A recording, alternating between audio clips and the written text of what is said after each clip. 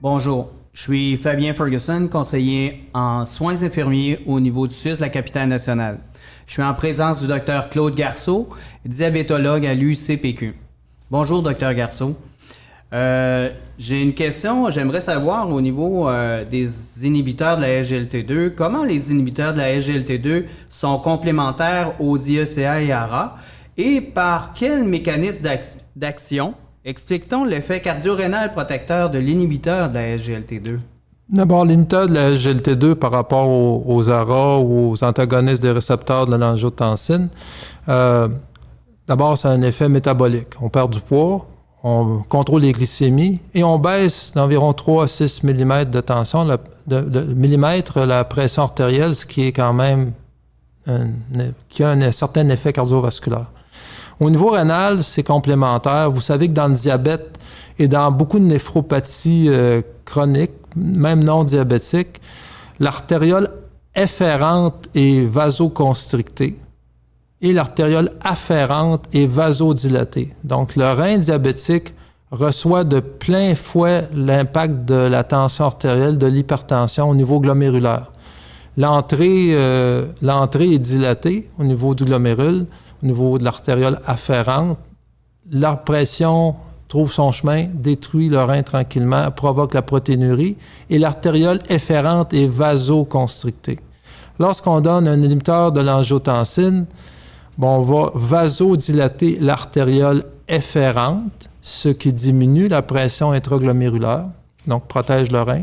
Lorsqu'on a un inhibiteur de la SGLT2, on vasoconstricte l'artériole afférente.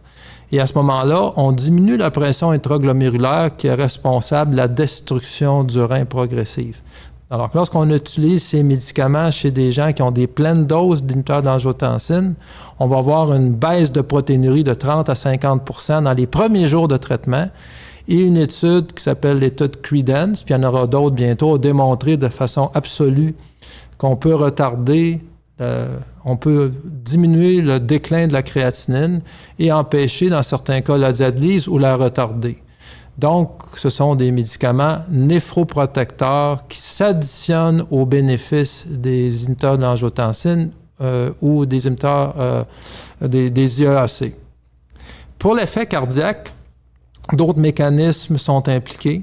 On pense qu'au niveau cardiaque, on aurait une amélioration du métabolisme en insuffisance cardiaque.